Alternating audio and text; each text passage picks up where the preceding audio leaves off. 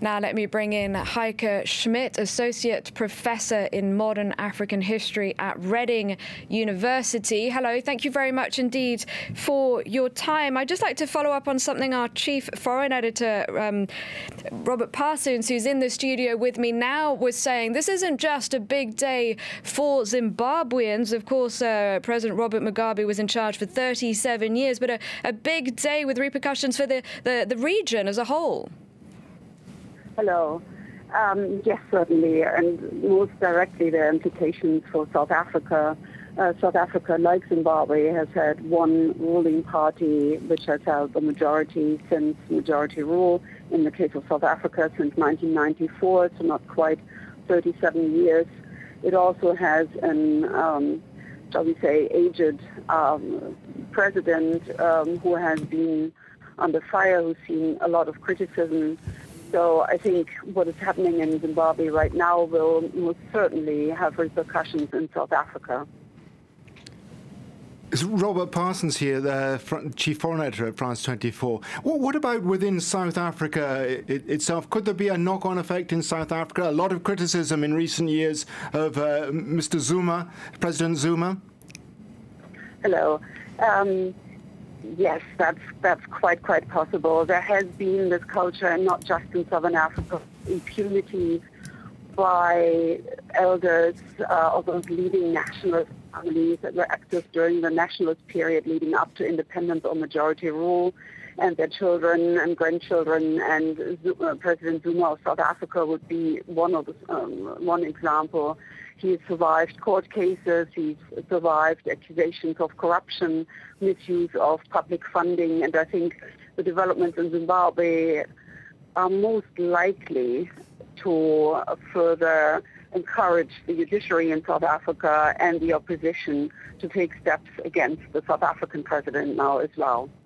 What about the wider issue of good governance in Africa? The African Union has taken this issue up with quite considerable effect in recent years. Is this an opportunity, do you think, for the African Union to really hammer home the point, to use this as a turning point, perhaps, for the continent? It would be, and that would be a wonderful thing. Unfortunately, the president of the African Union himself belongs to this generation, is one of these men, older men, with the same kind of attitude. After the coup happened on Wednesday last week, he was very quick. The president of the AU was very quick in announcing publicly his solidarity with Robert Mugabe. So it would be very, very important for Africa if the African Union would take a strong stand now and say that the time of the leaders who have ruled with a sense of impunity has passed. But I am somewhat skeptical that this is going to happen. What about within Zimbabwe itself, though? It was interesting that Emerson Mnangagwa was speaking yesterday, I think, said that the future construction of Zimbabwe is a national project, not a party political project. Should we take him at his word? I think one of the important things to watch out for, what's going to happen possibly still today, announced this is going to happen by the end of tomorrow, is who's going to be acting president. Constitutionally, it would have to be the current vice president, even though he was put in place by Robert Mugabe and Mpofu. If the party decides that it's going to be Emerson Mnangagwa, then it's a strong gesture towards the old guard, and that would contradict what Mnangagwa said. But we mustn't forget that Zimbabwe is a very young country. The average age is 20, and there are very strong young voices. A lot of people are highly educated and ready to have their voices finally heard and bring about a change towards democracy.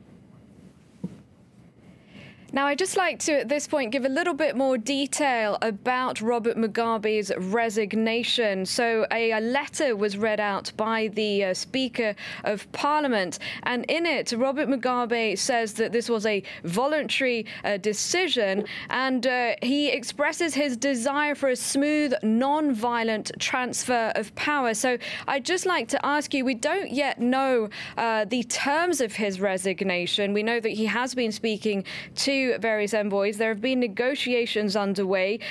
He might have managed to negotiate some sort of immunity for himself, perhaps even his wife. If that were the case, do you think there is a chance actually of violence in Zimbabwe? I think that is very unlikely. If you look at the last 17 years, the turn in Zimbabwe around 2000 towards militancy, the land appropriations, much more violent elections. The violence was mostly carried out by members of the youth wing who were co-opted by the party and directed to, state-sponsored violence that we have seen. But civil society is quite strong, and we've not seen violence in response to the autocracy, in response to the ruling party. And if we look at what happened in response to Robert Mugabe's speech on Sunday night, the response was sadness, the response were tears, there was frustration, but we've not really seen anger. We've not seen young people taking up stones and throwing them in the cities. It's been very quiet in the cities as well as the rural areas, peaceful protests, and I think it's very likely that that is going to continue, whatever route the country is going to take in transitioning towards hopefully free and fair elections. Okay, Heike Schmidt, do stay with us. Thank you very much for your analysis.